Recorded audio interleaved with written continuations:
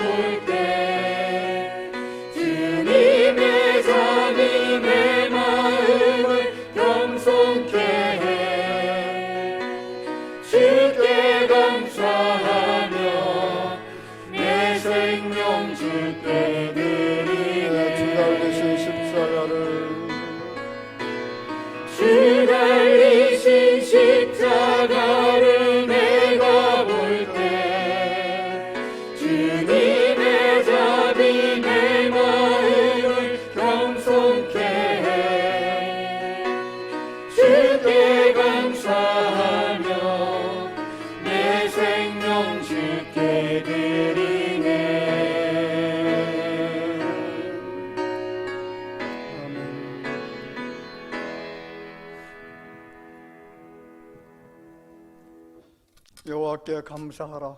그는 선하시며 그의 인자하심이 영원하미로다.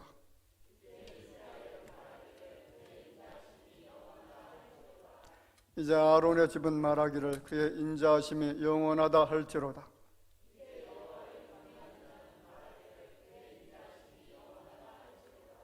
내가 고통 중에 여호와께 부르짖었더니 여호와께서 응답하시고 나를 넓은 곳에 세우셨도다.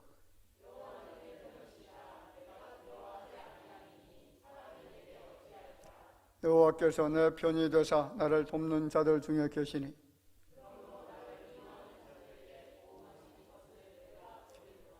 여호와께 피하는 것이 사람을 신뢰하는 것보다 나으며 여호와께 피하는 것이 고관들을 신뢰하는 것보다 낫도다.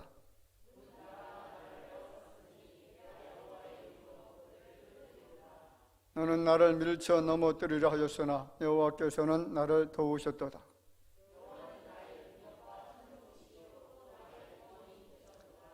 아멘. 전능하사 천지를 만드신 하나님 아버지를 내가 믿사오며 그 외아들 우리 주 예수 그리스도를 믿사오니 이는 성령으로 잉태하사 동정녀 마리아에게 나시고 본디오 빌라도에게 고난을 받으사 십자가에 못 박혀 죽으시고 장을 사은 지 사흘 만에 죽은 자 가운데서 다시 살아나시며 하늘에 오르사 전능하신 하나님 우편에 앉아 계시다가 저리로서 산자와 죽은 자를 심판하러 오시리라. 성령을 믿사오며 거룩한 공예와 성도가 서로 교통하는 것과 죄를 사하여 주시는 것과 몸이 다시 사는 것과 영원히 사는 것을 믿사옵나이다. 아멘.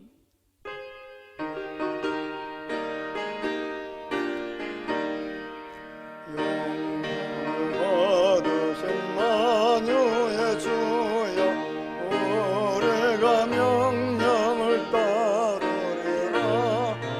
베푸시는 은혜를 감사히 알고 진실한 마음으로 섬기겠네. 구주의 은혜 주시는 대로 영원히 받들어 섬기겠네. 찬송하겠네 찬송하겠네. 생명을 주시는 주시로다. 구주를 높이고 잘 공경하여 온유한 마음으로 섬기리다.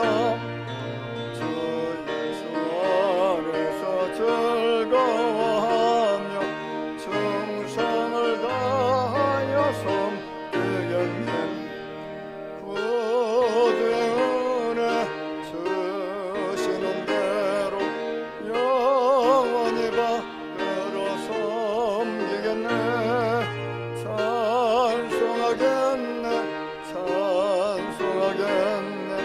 생명을 주시는 구주로다. 예수를 믿고서 늘 사랑하여 참 기쁜 마음으로 섬기리다. 온 마음을 드리고 늘 순종하며 구주를 영원히 섬기겠네. 구주의 은혜 주시는 대로 영원히 받들어 섬기겠네. 찬송하겠네 찬송하겠네. 생명을 주시는 구주로다.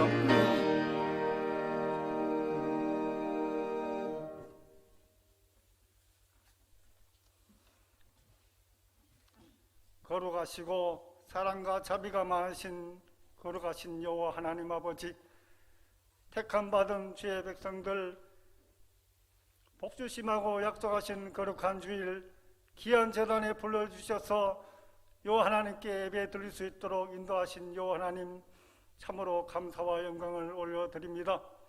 사랑의 아버지 하나님, 하나님께서는 끝까지 우리들을 사랑하셨지만 우리들은 그 사랑을 저버리고 지난 한 주간도 세상에 살면서 여호와 하나님 말씀대로 살기보다는 내 생각과 내 고집대로 살아왔음을 고백합니다. 내 이웃을 서로 사랑하고 섬기라고 하셨는데 그렇게 하지 못했습니다. 교회를 위해 헌신하고 충성하라고 했는데 그렇게 다 하지 못했습니다. 여호와 하나님 아버지, 이 시간 머리 들기 전에 우리의 허물과 죄를 사하여 주시고 이 시간 신령과 친정으로 예배의 자가 다 될 수 있도록 성령님 인도하여 주시옵소서. 성령의 능력으로 소망이 넘치는 귀한 교회가 되게 하시고 가정과 사업장이 될 수 있도록 성령이 인도하여 주시옵소서. 귀한 곳에 반석 같은 귀한 대화 교회를 세우시고 이 교회를 설립하시고 평생을 복음을 위해 헌신하시는 김예석 원로 목사님 네 분, 주여 너무나도 일러온 가운데 있습니다. 주여 이 시간도 복음을 위해 헌신하시는 원로 목사님 건강 지켜 주시옵소서. 원로 목사님 네 분 늘 하나님 정중에 붙잡아 주시옵소서. 하나님 또한 선교지에서 헌신하시는 손영환 선교사님, 사역을 감당하실 때에 어려움이 많은 줄 믿습니다. 하나님 능력의 손으로 붙잡아 주시고 동행하여 주시옵소서. 이 시간 하나님 아버지, 이 나라를 위해 기도합니다. 코로나 바이러스로 인해 이 나라가 공포에 떨고 있습니다. 하나님, 이 질고를 거두실 분은 여호와 하나님인 줄 믿사오니 하나님 아버지, 하루속히 이 코로나가 물러가게 하시고 하나님께서 세워주신 모든 교회가 성도들이 마음껏 여호와 하나님을 찬양하며 예배할 수 있도록 하나님 도와주시옵소서. 그동안 하나님의 예배가 얼마나 소중한지 하나님이여 깨닫지 못했습니다. 이 시간 다시 한번 머리 숙여 기도하오니 하나님께 예배드리는 것이 정말로 소중하고 내 평생에 하나님이 주신 귀한 은혜인 줄 믿사오니 하나님, 우리 모든 성도들에게 하나님 함께하여 주시옵소서. 하나님 아버지여, 또 슬픔을 당한 가정도 있습니다. 하나님 위로하여 주시고 그 가정이 하나님의 귀한 소망을 바라보게 하여 주옵소서. 또한 연약하고 병중에는 귀한 심령들이 있습니다. 주여 피 묻은 손을 어루만 주시고 건강 지켜 주시옵소서. 교회를 사랑하는 마음으로 헌신하는 모든 분들에게 하나님 은혜를 베풀어 주시고 또 각 부서와 세워진 모든 직분자들이 교회를 위하고 사랑으로 하나님께 온전히 헌신할 수 있도록 성령께서 친히 인도하여 주시옵소서. 타지에서 국내에서 생활하는 믿음의 권속들이 있습니다. 하나님, 이 시간에 그들이 머리 숙여 기도할 때 하나님 그곳에도 하나님 함께하여 주옵소서. 이 시간 귀한 사자 목사님 말씀 들려 세워주셨사오니 권능의 말씀, 생명의 말씀 선포하실 때에 하나님 건강 지켜주시고 눈물로 싸우며 기도하는 제목들이 성령께서 이루어 주시고 역사하여 주시옵소서. 늘 건강 지켜주시옵소서. 목사님 모든 자녀들과 가정 위에 하나님 축복으로 역사해 주시옵소서. 모든 직분자들이 교회를 사랑하는 마음으로 하나님께 함께 하시고 이 시간 이 교회를 사랑하시는 하나님, 이 교회를 돌아볼 때 너무나도 마음이 아픕니다. 하나님께서 이 교회를 부흥케 하시고 성령으로 역사하여 주옵소서. 대학의 주변이 하루속히 개발되고 변화되어 이 교회가 하나님께 이 지역과 이 나라와 세계를 움직이는 능력 있는 교회와 되게 하여 주시옵소서. 이 시간 예배 드릴 때 성령께서 함께 하시고 인전히 하나님 영광 받아주실 줄 믿사옵고 우리를 죄에서 구원하신 거룩하신 예수님 이름으로 기도하옵나이다. 아멘.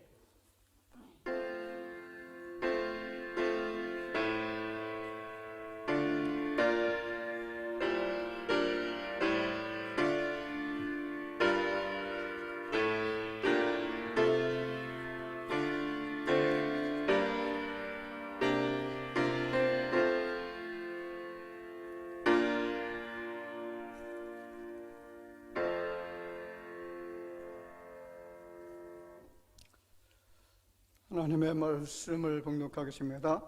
사무엘상 18장 6절 말씀부터 16절 말씀까지입니다.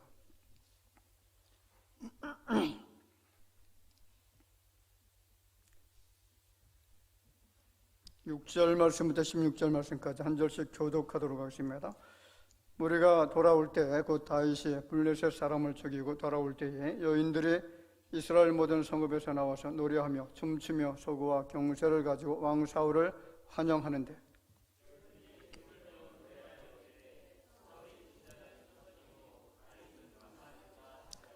사울이 그 말에 불쾌하여 심히 노하여 이르되 다윗에게는 만만을 돌리고 내게는 천천만 돌리니 그가 더 얻을 것이 나라 말고 무엇이냐 하고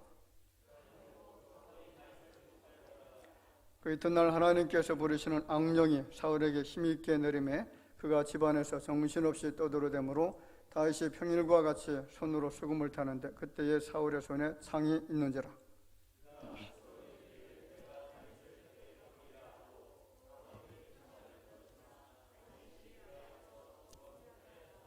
여호와께서 사울을 떠나 다윗과 함께 계심으로 사울이 그를 두려워한지라.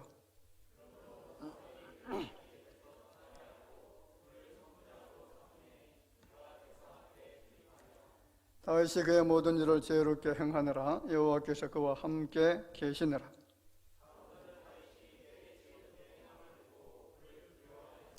같이 봅시다. 온 이스라엘과 유다는 다윗을 사랑하였으니 그가 자기들 앞에 출입하기 때문이었더라. 아멘. 예, 말씀에 큰 은혜가 되고 또 도전이 되어지는 귀한 시간이 될 줄로 믿습니다. 목적 이끄는 삶, 참 많이 들어본 이름이죠. 미국에서 아주 훌륭하게 목회를 잘하고 계시는 릭 워렌 목사님이라고 하는 분이 이 목적이 이끄는 삶이라고 하는 책을 저술을 했고요. 그 책이 우리 한국에서도 번역이 되어져서 나왔는데 굉장히 많은 사람들이 그 책을 보면서 도전을 많이 받았다라고 그렇게 이야기합니다. 자, 그 책에서 첫 번째 질문이 뭐냐면 나는 왜 이 세상에 존재하는가? 라고 하는 그런 질문입니다. 왜 이 세상에 존재하느냐? 거기에 대한 해답이 뭐냐면 우리는 하나님의 기쁨을 위해 계획되어졌다. 그렇게 표현하고 있고요. 또 다른 여러 그 내용들 속에서 하나님을 섬기기 위해서 그리고 모든 것이 하나님으로부터 출발되어졌고 우연히 생긴 것은 없기 때문에 그래서 우리를 지으신 하나님을 향해서 우리가 쓰임을 받아야 된다라고 하는 그런 결론입니다. 자, 하나님께서 만물을 창조하시고 인생을 지으셨을 때에 분명한 목적이 계셨다는 것이고요. 그 목적이 바로 하나님을 기쁘시게 하는 것이다라는 결론입니다. 사실 세상에 존재하고 있는 대부분의 사람들은 다 목적을 가지고 살아가죠. 아버지는 아버지대로 목적이 있고 어머니는 어머니의 목적, 그리고 자녀는 자녀대로의 목적을 가지고 살아갑니다. 목적이 없는 인생은 참으로 고루하고 지루하게 살아갈 수밖에 없겠죠. 목적이 없이 살아간다는 것은 생각 없이 산다는 것이고 의미도 뜻도 없이 그렇게 세월을 낭비하면서 살아가는 것과 똑같습니다. 사실 대다수의 인생들은 다 목적을 가지고 삽니다. 그 목적들이 분야별로 다 다르죠. 다 설명할 수는 없습니다. 나라의 대통령은 국민의 생명과 재산을 보호해야 되는 그런 목적을 두고 그 직무를 수행을 해나갑니다. 나라를 지키는 군인들 역시 나라를 적의 공격으로부터 지키는 목적을 두고서 복무를 합니다.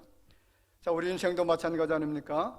여러분, 우리 인생에는 목적이 있어야 될 줄로 믿습니다. 목적 지향적인 삶을 살아가게 되어질 때에 바른 길, 정도를 향해서 걸어가게 되어지고요. 삶의 보람을 느낄 수가 있다는 거죠. 자, 그러면 한번 질문해 볼까요? 인생의 제일 되는 목적이 뭐라고 했죠? 자, 인생의 제일 되는 목적이 뭡니까? 할렐루야.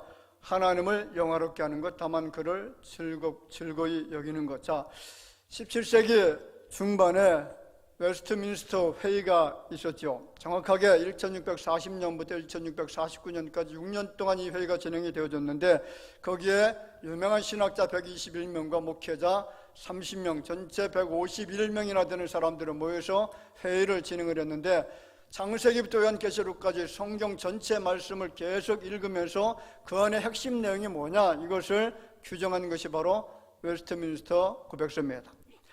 자, 전체 107개 문답으로 되어져 있는데 그 첫 번째 질문이 바로 사람의 제일 되는 목적이 무엇입니까? 라고 하는 그런 질문에 대한 대답이 사람의 제일 되는 목적은 하나님을 영화롭게 하는 것과 그를 영원토록 즐거워하는 것이다 라고 해답을 해놓았습니다. 자, 다시 한번 질문해 볼까요? 자, 지금 여러분들은 하나님을 영화롭게 하는 삶을 살아가고 계신가요? 하나님을 영화롭게 한다는 것은 하나님께 영광을 돌린다는 겁니다. 같은 뜻이죠. 자, 이 질문의 핵심이 뭐냐면 하나님께 영광이 되는 삶을 지금 살고 있느냐라는 그런 질문이죠. 저는 오늘 두 사람을 통해서 이 두 사람을 비교하면서 하나님께 영광을 올려드렸던 사람과 그렇지 못했던 사람에 대한 이야기를 나누고 싶습니다. 자, 오늘 7절 말씀에 보면 두 사람 이름이 등장하는데 한번 찾아보세요. 실제로 뭐라고 합니까? 여인들이 뛰놀며 노래하며 하여 이르되 사울이 죽인 자는 천천히요 다윗은 만만이로다 한지라. 자, 누가 나옵니까? 사울과 다윗의 이름이 등장합니다. 자, 이 말씀은 너무나 유명한 말씀이고 우리 모두가 함께 암송할 수 있을 정도로 많은 사람들에게 알려진 말씀이기도 합니다. 다윗이 블레셋 장수 골리앗을 물리친 다음에 장군이 되어서 전쟁터에 나가서 싸우는데 승승장구하죠. 한 번도 패한 적이 없습니다. 자, 이 모습을 바라본 백성들이 그가 개선 장군처럼 돌아오게 되어질 때에 백성들이 뭐라고 합니까? 사울에게는 천천만 돌리고 다윗에게는 만만을 돌렸다는 거죠. 이 칭송하는 소리를 사울이 듣게 되어졌는데 얼마나 기분이 상하게 되어졌는지 사울이 그 말에 불쾌하여 심히 노했다, 그렇게 표현합니다. 자, 왜 사울이 이렇게 심히 분노했습니까? 전쟁터에서 나가 승리하고 돌아오는 다윗을 보면 여러분 칭찬을 해주고 상을 줘야 마땅한데 반대로 극심한 분노가 일어나게 되어진 이유가 도대체 뭘까요? 여러분, 이 말씀을 통해서 첫 번째로 생각할 수 있는 것이 있습니다. 사울의 삶의 목적을 발견해야 된다는 거죠. 자, 이 사울의 삶의 목적은 뭐냐면 세상 중심, 권력 중심의 삶을 계속 살아갑니다. 죽을 때까지 그렇게 살아갔습니다. 8절에 보면 이렇게 말합니다. 사울이 그 말에 불쾌하여 심히 노하여 이르되 다윗에게는 만만을 돌리고 내게는 천천만 돌리니 그가 더 얻을 것이 나라 말고 무엇이냐. 자, 이것을 좀 쉽게 이야기해서 세번역 성경을 제가 한번 찾아봤습니다. 세번역 성경에 보면 이 말에 사울은 몹시 언짢았다, 생각할수록 화가 치밀어 올랐다. 사람들이 다윗에게는 수만 명을 돌리고 나에게는 수천 명만을 돌렸으니 이제 그에게 더 돌아갈 것은 이 왕의 자리밖에 없겠군 하고 투덜거렸다, 이렇게 해석해 놓았습니다. 자, 사울이 염려했던 것, 사울이 지키려고 했던 것이 뭔지 드러나죠? 뭘 지키려고 한 겁니까? 왕권이죠. 왕권을 지키려고 했습니다. 왕의 자리, 다시 말하면 권력의 자리, 여기에 대한 욕심이 굉장히 컸다는 거죠. 사울의 삶의 중심에는 하나님이 없었습니다.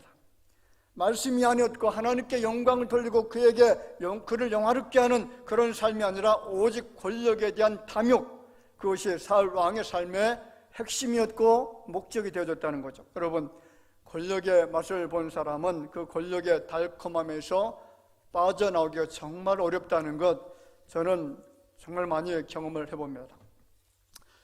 최근에 무소속 국회의원이긴 하지만 전에는 이제 민주당 국회의원이었죠. 이상 뭐라고 하는 그런 사람인데, 이 사람이 이스타나 항공사 설립자입니다. 자, 그런데 최근에 이 사람이 수백억 횡령 혐의로 국회의원에게 주어진 불체포 특권까지 박탈을 당하죠. 거의 그런 예가 없죠. 국회의원들은 서로 보호를 해주는데 보호 범위를 벗어날 정도로 그렇게 악행을 했다는 겁니다.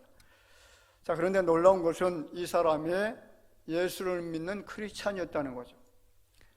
그가 교회에서 어떤 직분을 받았는지 모르겠지만은 이처럼 범죄 행위를 하게 된 것, 그로 인해서 하나님의 영광이 가려졌잖아요. 여러분, 왜 횡령을 하는 겁니까? 왜 자녀에게 회사 공금을 들여서 포르쉐 고급 수입차를 사주는 겁니까? 권력의 힘을 믿기 때문이고요, 권력이 삶의 중심이 되어졌기 때문에 그렇습니다.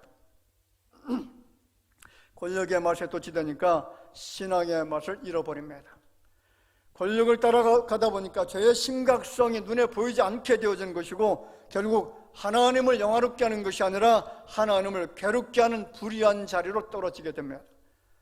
사실 이 한 사람뿐만이 아니겠지요. 너무나 많은 사람들이, 예수 믿는 사람들 중에서도 많은 사람들이 권력의 단물을 빨아먹으면서 하나님께 영광을 돌려드리고 하나님의 그 영광을 가리우고 하나님의 마음을 슬프게 하고 있는 현실이 우리가 살고 있는 세상입니다.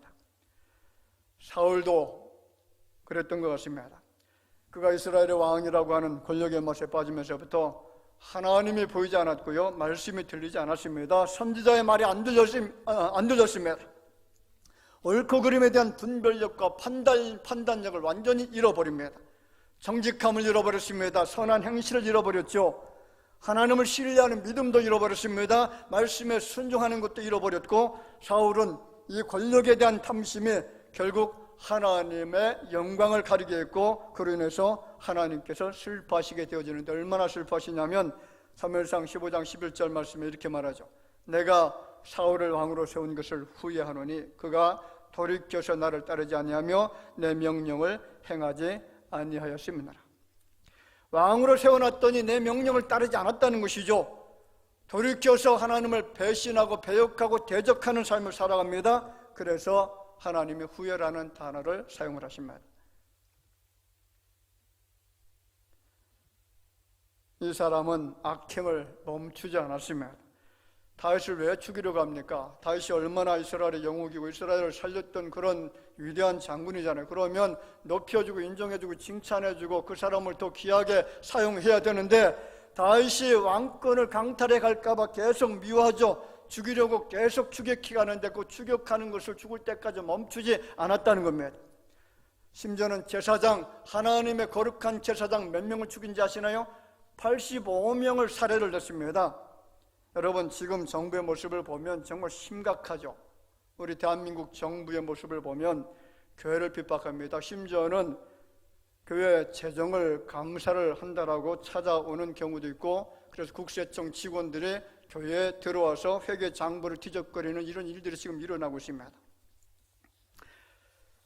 악행이 지금 멈춰지고 않고 있어요. 공산주의를 향해서 가고자 하는 이 계획들이 중단되지 않고 있다는 겁니다. 사울을 보세요. 온통 세속적인 것을 삶의 목적으로 삼았습니다. 그것들에 집착했고요, 수단과 방법 가리지 않고 그것들을 얻으려고 했습니다. 그러면서 그 인생은 계속해서 망가져갑니다.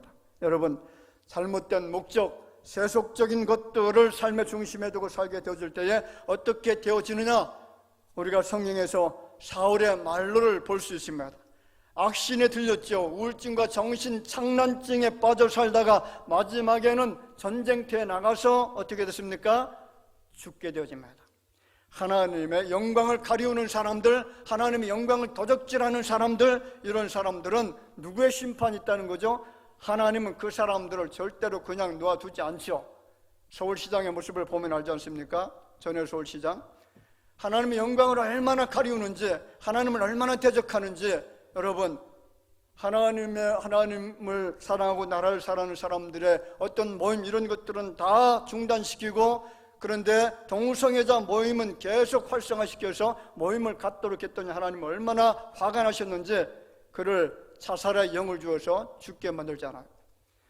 그렇습니다. 신앙인으로서 하나님 중심적인 삶, 말씀을 중심으로 하는 삶이 아니라 세속적인 삶이 내 마음의 중심을 잡게 되어질 때에, 권력과 명예와 물질이 중심이 될 때에 그는 하나님을 영화롭게 할 수도 없을 뿐만 아니라 하나님의 심판을 피해갈 수가 없다는 거죠. 자, 두 번째는 다윗의 삶의 목적입니다. 여러분, 다윗의 삶의 목적이 뭔지 아시나요? 하나님 중심이었고 하나님을 영화롭게 하는 삶인 줄로 믿습니다. 여러분, 팽이 돌려보신 적 있습니까? 요즘에 팽이 돌리는 아이들 별로 못 봤는데, 저희 어릴 때는 팽이를 돌리는데, 여러분, 팽이가 중심을 잡고 쓰러지지 않으려고 하면 계속 돌아가야 되죠. 중심이 무너지면 팽이는 역시 쓰러지게 되어집니다. 우리의 사람의 기의 모습을 보면 달팽이관이라는 것이 있죠. 달팽이관, 세반골이라고 말하기도 합니다. 그림이 준비됐나 모르겠네요. 자, 귀가 저렇게 생겼죠? 저 모습인데 저 안쪽 깊은 곳에 보면 달팽이처럼 생긴 것이 있는데 저것이 이제 세반골이라고 하는 것이고, 거기에 이석, 그 모래 같은 이런 것들이 있는데 그것이 떨어지게 되어지면 결국은 중심을 잃어버리고 굉장히 어지럽습니다.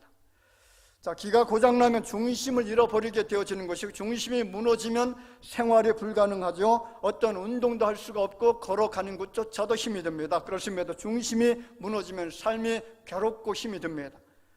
사람들은 중심 없는 사람 향해서 줏대가 없다 그렇게 말하죠.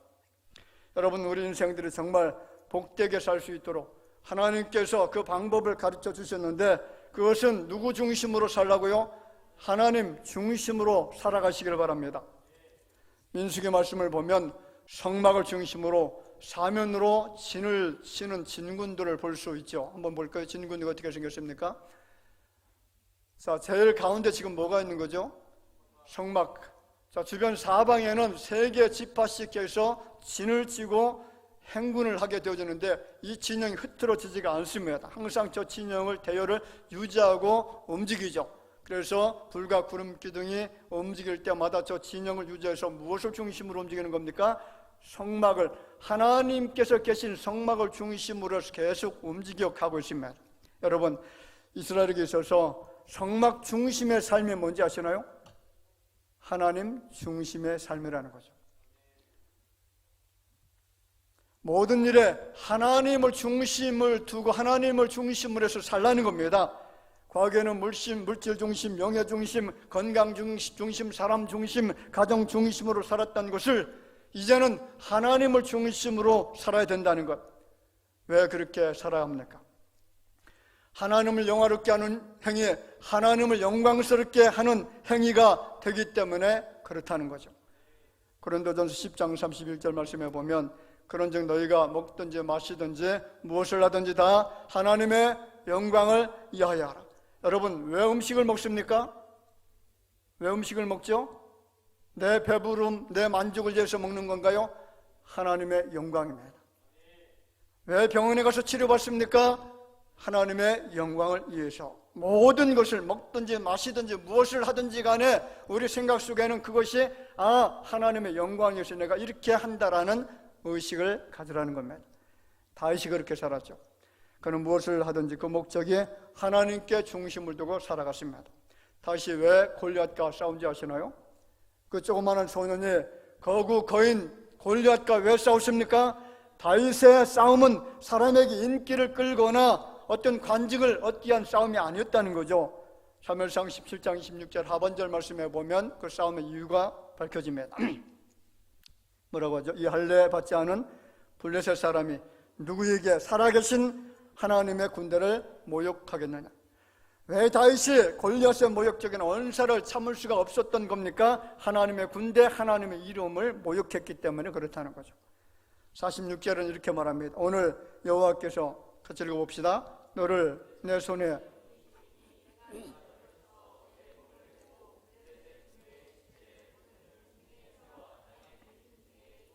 온 땅으로 이스라엘에 하나님이 계신 줄 알게 하겠고. 자, 이 말씀에서 우리가 다윗의 생각을 발견할 수가 있잖아요. 어떤 생각입니까? 하나님의 살아계심이죠. 살아계신 하나님을 온 땅의 사람들에게 알게 하겠다는 것입니다. 그렇습니다. 다윗은 언제나 그 마음속에 하나님으로 가득 차 있었습니다. 언제나 하나님을 중심에 모시고 살았고, 그래서 하나님을 모독하는 것을 참을 수가 없었다는 겁니다. 다윗처럼 하나님을 영화롭게 하는 삶의 목적을 두고 살았을 때에 여러분, 하나님께서 다윗을 얼마나 기뻐하셨는지, 얼마나 기뻐하셨습니까? 12절 말씀을 보면 여호와께서 사울을 떠나 다윗과 함께 계심으로. 사울을 떠나 누구와 함께 했다고요? 다윗과. 14절에 여호와께서 그와 함께 계시느라. 28절에 여호와께서 다윗과 함께 계심을 사울이 보고 알았고. 사무엘하 5장 10절에 뭐라고 하죠? 만군의 하나님 여호와께서 함께 계시니 다윗이 점점 강성하여 지느라.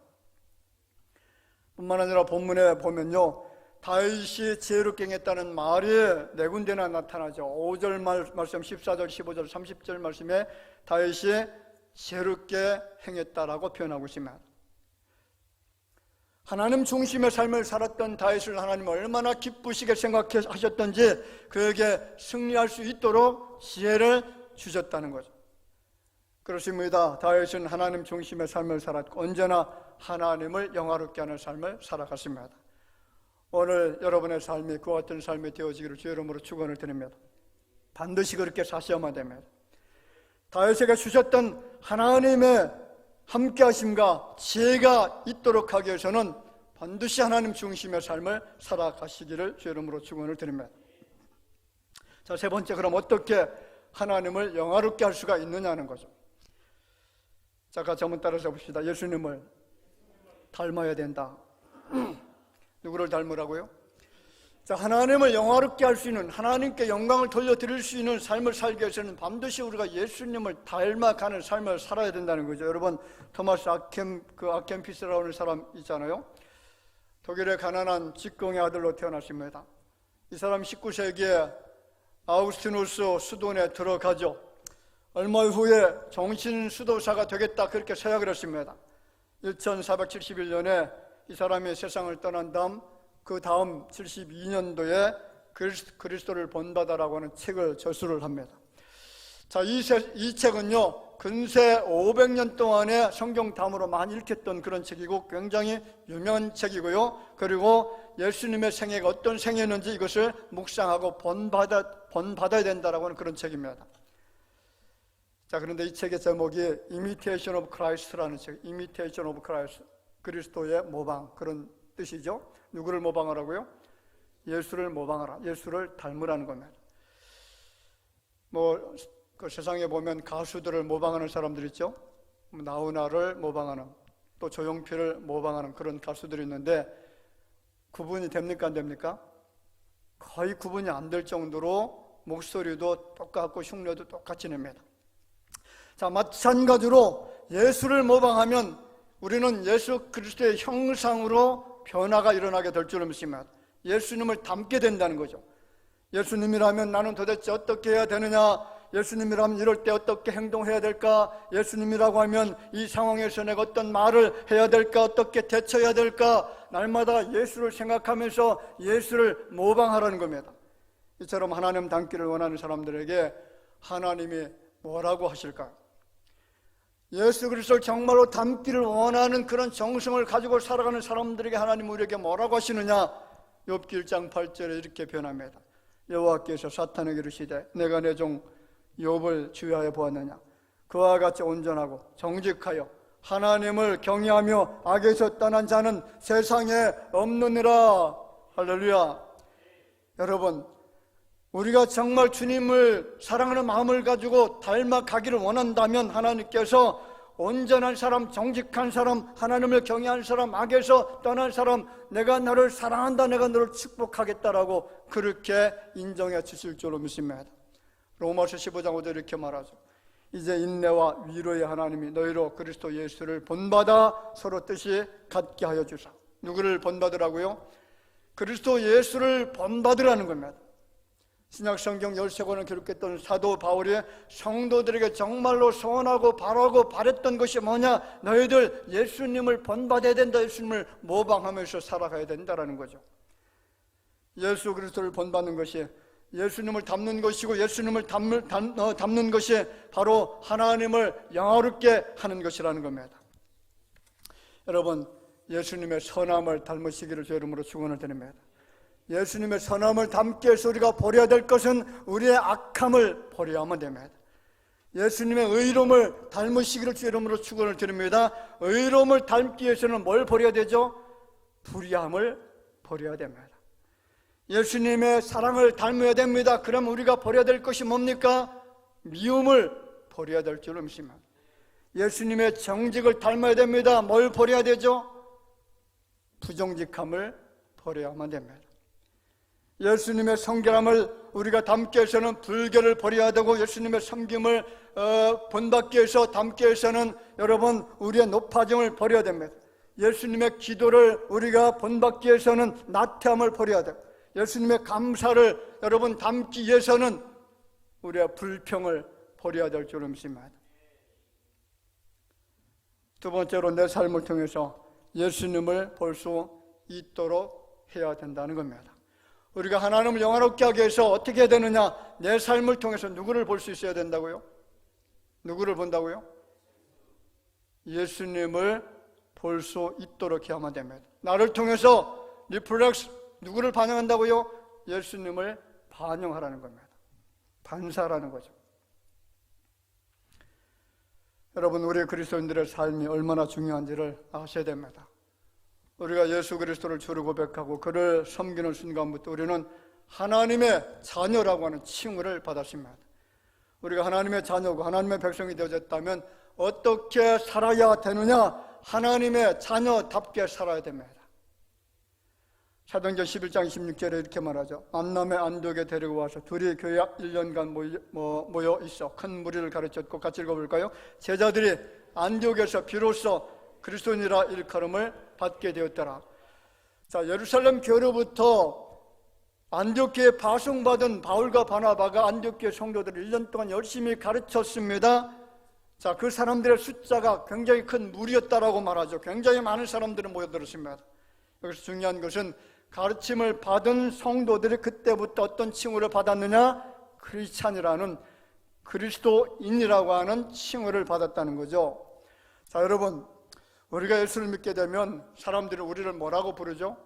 뭐라고 부릅니까? 그리스도인. 그리고 조금 안 좋은 말로는 예수쟁이, 그렇게 부르잖아요. 저 예수쟁이. 자, 그러면 안디옥교회 성도들에게 불려진 그 그리스도인이라는 뜻이 뭔지 압니까? 그리스도인이라는 뜻이 뭐냐면 예수를 닮은 성도. 뭐라고요? 예수를 닮은 성도, 예수를 닮은 사람, 예수님처럼 사는 사람이라는 뜻이 그리스도인이라는 뜻입니다. 그렇습니다. 그들은 세상 사람들과 구별되는 삶을 살았어요. 다툼과 허영과 교만과 탐욕과 불의함과 거짓과 미움과 육신의 정욕대로 살았던 이방 사람들의 모든 삶을 다 포기하고 예수님을 사랑하고 예수님처럼 오냐고 예수님처럼 말하고 예수님처럼 이웃을 섬기면서 그렇게 살아갔습니다. 그렇게 살았더니 어떻게 되어졌느냐? 24절에 보면 이에 큰 무리가 죽게 더해졌다. 우리가 예수님의 삶을 반영하니까요, 나를 통해서 예수님을 바라볼 수 있도록 만드니까 교회가 저절로 부흥됐다는 거예요. 여러분, 교회 부흥은요, 말의 능력이 아니라 우리의 행함의 능력입니다. 나를 통해서 누구를 보라고요? 나를 통해서 예수님을 바라보게 해야 되는데 예수님은 나를 바라보니까 이게 꼭 마귀 같아요. 어떻게 예수 믿는 사람이 저런 행동을 하지? 어떻게 예수 믿는 사람이 저런 말을 하지? 어떻게 예수 믿는 사람이 저렇게 싸우지? 어떻게 예수 믿는 사람이 저렇게 못된 짓을 하지? 전도가 됩니까? 안 됩니까? 교회가 부흥됩니까? 안 됩니까? 안 되는 거죠. 나를 통해서 예수님을 보여주면 교회는 저절로 부흥되게 되어져 있다니까요. 데살로니가전서 1장 6절에 이렇게 말하죠. 또 너희는 많은 환난 가운데서 성령의 기쁨으로 말씀을 받아 우리와 주를 본받은 자가 되었으니. 데살로니가 교회를 칭찬하는데 그들의 많은 환난 가운데서 많은 어려움 가운데서도 성령의 기쁨을 받아서 기쁨으로 말씀을 받아서 우리와 주를 본받는 자가 되어졌다. 주님을 닮아갔다라는 거죠. 이 교인들은 예수님을 직접 보지 못할 사람들입니다. 이런 상황에서 그들이 예수님을 본받는 방법이 뭡니까? 먼저 믿게 된 믿음의 사람들을 바라보라는 거죠. 여러분, 여기서 신앙생활 20년, 30년 그렇게 한 사람들은 예수를 섬기는 지 얼마 안 된 사람들, 이 초신자들의 본이 되어져야 되겠죠. 근데 20년, 30년 먼저 믿은 사람들이 가만히 바라보니까 정말 엉터리로 사는 겁니다. 본이 됩니까? 안 됩니까? 제 마음대로 제가 생각한 대로 그냥 분노, 화내는 거 마음대로 하고 싸우고 다투고 이런 모습을 바라보니까 예수님을 볼 수가 없는 겁니다. 먼저 믿는 성도들의 삶이 예수님처럼 살 수는 없지만은 그를 닮은 모습을 보여줘야 된다는 거죠. 교회 안에 먼저 믿게 된 성도들을 바라보면서 예수님은 이런 분이었구나, 아무개 장로님을 바라보니까, 아무개 권사님을 보니까, 아무개 집사님을 보니까, 아무개 성도의 말과 행동과 그 성품을 바라보면서 저런 사람이라면 나도 예수 믿고 싶다라고 말할 수 있을 정도로 예수님을 닮아가는 그런 사람, 이것이 하나님을 영화롭게 하는 사람이라는 겁니다. 누구를 영화롭게 한다고요? 하나님을 영화롭게 하는 사람. 여러분, 먼저 믿은 우리 성도들에게서 예수님의 모습이 보여지기를 주의 이름으로 축원을 드립니다. 그래야 사람들이 우리를 통해서 예수님을 보고 따라오고 마침내 나도 예수 믿겠다라고 결심하지 않겠습니까? 여러분, 평소의 삶 속에서 나 자신의 삶을 한 번쯤 살펴볼 필요가 있습니다. 내 삶을 통해서 안 믿는 불신자들이 사랑이 많으신 예수님의 모습을 발견했는지, 아니면 내 잘못된 삶 때문에, 내 잘못된 습관 때문에 예수님의 모습이 아니라 마귀 같은 모습, 빛이 아니라 어둠의 모습을 보고 있지 않는지, 나를 통해서 교회 가고 싶고 예수 믿고 싶어지는 것이 아니라 당신처럼 예수 믿는다면 나는 평생 예수 믿지 않겠다, 교회 가지 않겠다라고 하는 사람들이 혹시 있지 않는지 살펴보라는 겁니다. 예배는 잘 드리죠. 헌금도 하고 교회 봉사도 합니다. 그런데 삶 속에서 나를 통해 보여줘야 될 예수님이 안 보인다면 그 삶은 잘못된 삶이고 하나님께 책망받아야 될 사람이고 반드시 고쳐져야 될 삶인 줄로 믿습니다. 여러분, 불신자들이 이런 나의 죄악된 모습을 바라보면서 예수님을 볼 수가 있습니까? 나를 통해 예수님을 볼 수 있어야 되고 내 삶의 아름다운 향기를 맡으면서 예수님께 나와야 되는 것, 이것이 하나님을 영화롭게 하는 삶인 줄로 믿습니다. 그런데 전혀 그런 모습이 보이지 않는 나의 자아를 보게 됩니다. 문제는 이런 나의 모습, 하나님의 영광을 가리우는 어두운 나의 모습을 바라보면서도 스스로 깨달음이 전혀 없다는 것이고, 돌이키는 삶이 전혀 없다는 것은 정말 심각한 문제입니다. 여러분, 하나님께서 나에게 기회를 줬잖아요. 내가 너에게 건강을 주었다, 내가 너에게 젊음을 주었다, 내가 너에게 재물을 주었다. 무엇 때문에 준 것입니까? 그렇죠. 하나님의 영광을 위해서 쓰라고 건강도 주시고 재물도 주시고 그리고 기회도 주시고 가정도 주시고 모든 것을 주신 겁니다. 중국의 석학이라 불리는 잉어당이라는 사람이 있습니다. 하버드 대학 석사였고요, 독일의 라이프치히 대학 철학 박사 학위를 받은 굉장히 유명한 사람인데, 이 사람은 예수를 믿기 전에 유교, 도교, 불교, 유물론 모든 것을 섭렵한 사람인데, 이 사람이 63살에 크리스찬으로 개종을 했습니다. 기독교인으로 개종을 했죠. 자, 그에게 절친이 하나 있는데, 정말 가까운 친구가 있었는데, 그 친구는 맹자의 후손이었고요, 철저한 유교 집안에서 자란 사람입니다. 그런데 이 사람이 갑자기 기독교로 개종했다는 겁니다. 어떻게 저 사람이 기독교로 개종할 수가 있느냐? 절대로 예수 안 믿을 것처럼 생각되어졌던 사람인데, 그래서 한번 조사를 해보니까 성경의 가르침, 교리 때문에 개종한 것이 아니라 기독교인이었던 예수 믿는 어느 교수 부인의 친절과 사랑과 성결한 그의 삶을 보고 개종을 했다라고 합니다. 그 부인의 삶에서 유교의 가르침보다 예수의 가르침이 더 훌륭하다는 것, 저 사람을 보니까 유교보다 예수님의 가르침이 더 훌륭하게 느껴졌다라는 거죠. 그래서 결국은 기독교로 개종했고 예수 믿기로 했다는 겁니다. 여러분, 이런 모습이 예수를 본받는 것이고 하나님을 영화롭게 하는 것이고, 이런 행위가 예수님을 닮아가는 것인 줄 믿습니다. 여러분, 성도가 예수님을 닮아 살아갈 때에 교회는 권세가 주어지고요, 세상이 감당할 수 없는 능력이 교회에게 주어지게 될 줄로 믿습니다. 오늘 여러분의 삶의 목적이 무엇입니까? 왜 사업을 하십니까? 왜 직장을 다니십니까? 왜 친구를 사깁니까? 왜 자녀를 말씀으로 가르칩니까? 왜 세상 사람들을 만나고 살아갑니까? 왜 그렇습니까? 할렐루야. 하나님의 영광을 위해서. 여러분의 범사의 생활 가운데 하는 모든 행위가, 모든 삶의 목적이 하나님의 영광을 위한 삶이 되기를 주의 이름으로 축원을 드립니다. 지금까지 잘못된 행위, 잘못된 언사, 잘못된 그런 길을 갔다면 그 가는 길을 멈추시기 바랍니다. 여러분, 당장 멈춰야 될 줄로 믿습니다. 멈추고 하나님의 영광을 위한 길로 여러분 리턴하십시오. 예수님을 닮아가셔야 됩니다. 나를 통해서 예수님의 모습을 볼 수 있어야 됩니다. 다윗처럼 모든 삶이 하나님 중심, 하나님을 영원하게 하는 삶을 살아가시기를 주의 이름으로 축원을 드립니다. 기도합시다. 하나님, 은혜를 감사합니다. 오늘 말씀을 통해서 우리의 삶의 걸음을 다시 한번 점검할 수 있는 시간이 되게 하여 주옵소서. 내가 잘못된 삶을 살았다면 이 시간부터 돌이키게 하옵소서. 잘못된 길을 걸어갔다면 당장 멈추게 하여 주시고, 이제는 하나님을 영화롭게 하는 삶으로 전환되어지는, 하나님을 기쁘게 하는 삶을 살아가는 주의 자녀들이 되게 하여 주실 줄로 믿사오고 예수님의 이름으로 기도하옵나이다. 아멘.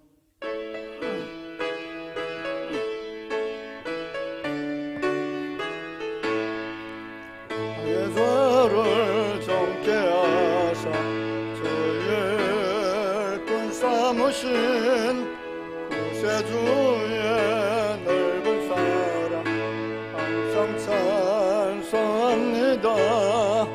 나를 일꾼 삼으신 주 크신 능력 주시고 언제든지 주 뜻대로 사용하여 주소서. 내게 부어 주시려 은혜에 비하신 주 주의 은혜 채워주사 능력이 되하소서. 나를 일꾼 삼으신 주 크신 능력 주시고 언제든지 주 뜻대로 사용하여 주소서. 죄의 짐을 풀어주신 주의 능력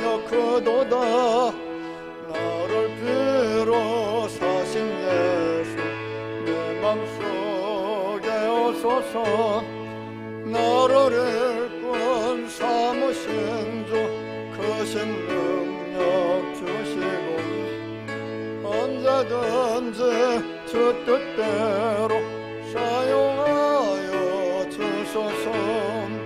주여 내게 성령으로 충만하게 채우사 생명수가 강물처럼 흐르게 하옵소서. 나를 일꾼 삼으신 주 크신 능력 주시고 언제든지 주 뜻대로 사용하여 주소서.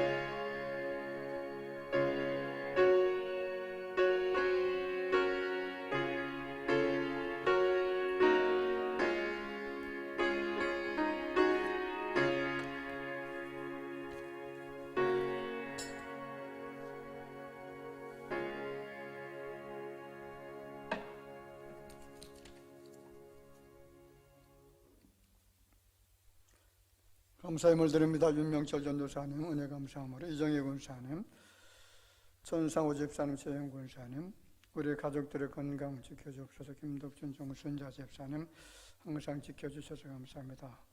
임남욱 집사님, 김미진 성도님, 조재목 성도님 항상 동행하시는 주님 감사합니다. 사랑하는 삶이 주님의 뜻대로 되기를 원해서 이명석, 이우석 성도님 은혜에 늘 감사하며 살기를 원해서 이예은 성도님 드렸습니다.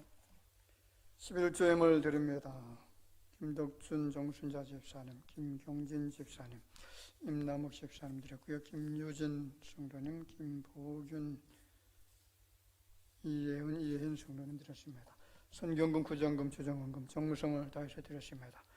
기도드리겠습니다. 존귀하신 주님 은총을 감사합니다. 오늘 성일을 맞이해서 이전에 나와서 경배드리게 하시고 예배드릴 때에 주님이 주신 그 귀한 은혜를 감사하면서 정서로 물질을 드렸습니다.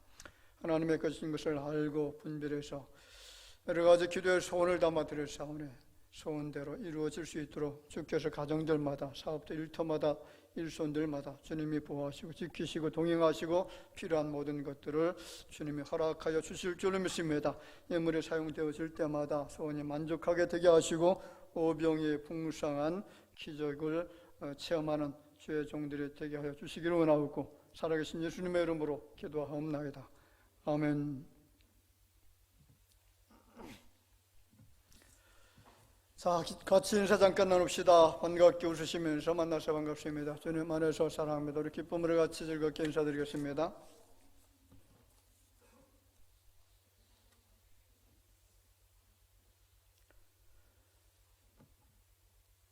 네, 교회 소식 몇 가지 전해드립니다. 다음 주일은 어린이 주일로 지키도록 하겠습니다. 가정의 달을 맞이해서 우리 가정이 복 있는 가정, 건강한 가정, 또 하나님의 기쁨이 되어지는 가정이 될 수 있도록, 그리고 자라나는 가정에서 자라나는 자녀들이 정말 믿음 안에서 지혜롭고 총명하게 건강하게 잘 자라날 수 있도록 늘 기도해 주시기를 부탁을 드렸습니다. 그리스도의 향기를 드러내고 빛과 소금이 되는 삶을 살기 위해서 늘 경건 생활에 힘써야 되는데 이 경건 생활이 지금 잘 안 되고 있는 것 같아요. 예배 드리는 것도 공적 예배에 많이 이렇게 빠지는 경우도 많고 기도 생활도 또 잘 안 되시는 분들도 계시고 한데 여러분 기도하는 생활, 예배 생활, 이 경건 생활, 또 말씀을 묵상하고 읽고 또 말씀 안에서 살아가는 이 생활에 최선을 다해서 힘써야 될 그런 시기인 줄 믿습니다. 악한 사탄 마귀들이 우리의 믿음을 빼앗아가기 위해서 지금 혈안이 되어지는데 우리가 정신을 똑바로 차리고 경건 생활에 힘써야 될 줄로 그렇게 믿습니다. 그리고 각실 에어컨을 가동하기 전에 필터 청소를 꼭 하시고 사용해 주시길 바랍니다. 지금 4월 달인데도 굉장히 많이 덥죠. 5월 달부터는 또 본격적으로 많이 더워질 것 같은데 에어컨 사용할 때에 우리가 건강에 문제가 생기지 않도록 꼭 필터 청소해 주시길 바라고요. 그리고 같이 해볼까? 예배는 하나님과의 약속이고 만납니다. 예, 그렇게 생각하시나요? 예배는 누구와의 약속이라고요? 하나님과의 약속입니다. 자, 약속은 파기될 수 없는 약속이고요. 반드시 지켜야 되는 약속입니다. 그리고 하나님을 정말 만나기를 원한다면 여러분 예배 속에서 만나시기를 바랍니다. 그래서 은혜로운 예배를 드릴 수 있도록 늘 예배 드림을 사모하시기를 부탁을 드리겠습니다. 5월 예배위원 매주 교회 소독 일부 예배 첫 주 특송, 수예배 특송 예고되어져 있고요. 참고하시기를 바라고 모임 강구드리겠습니다. 각 기간 원래에 오늘 2부 예배 후 있고요. S대의 모임 다음 주일 2부 예배 후에 새 가족실에서 모임을 갖도록 하겠습니다. 그리고 2부 예배 후에 교회 전체 난방기구 오늘 정리해 주시기를 바라고요. 선풍기를 꺼내 주시기를 바랍니다. 이루어져서 연합 남선교회 청년대학교에서 수고해 주시기를 바라고요.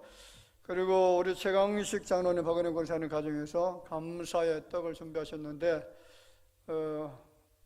잘 아시나 모르겠습니다. 우리 박은혜 권사님이 뼈가 좀 이렇게 금이 가신 적이 있고 또 골다공증도 계시고 그래가지고 많이 어려움을 겪으셨는데 지난번 병원에 가서 진단 받으니까 완전히 다 치료가 되어졌답니다. 너무나 하나님께 감사해서 이렇게 또 떡을 준비했습니다. 대단히 감사를 드리고요. 그리고 그 중국 선교, 우리가 에바브로 선교사를 계속 지원했었는데 지금 중국 선교가 굉장히 어렵지요. 지금 중국 내에서는 대규모 모임은 할 수 없고 한 10명 이내의 모임은 지금 가능하다고 합니다. 10명 이내에 모여서 소규모로 이렇게 가정 예배를 드리고 있는 그런 현실인데 그 에바브라 선교사는 지금 한국에서 생활하고 있고요. 그리고 한국에 들어와 있는 중국 사람들 대상으로 지금 선교 활동을 하고 있는데 장소가 지금 마땅치 않아서 그래서 우리 선교에서 그 장소를 하나 구입을 해서 지금 한 30명 정도 그 중국 사람들 대상으로 모임을 갖고 있는데 장소 때문에 상당히 어려움을 겪고 있는 것 같습니다. 그래서 선교에서 2천만 원 정도 모금을 해서 지원을 하도록 그렇게 했습니다. 중국 선교 문이 활짝 열려질 수 있도록 위해서 기도 부탁드리겠습니다. 이상 교회 소식 전해드렸습니다.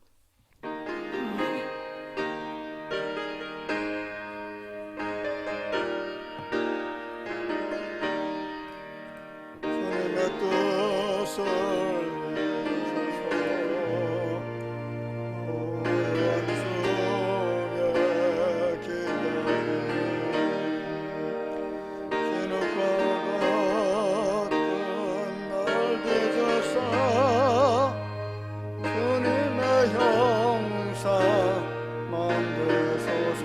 절 부릅시다.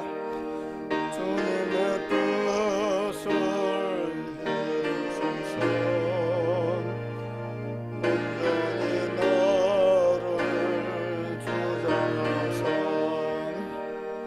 주님과 함께 동행함을 만민이 알게 하옵소서.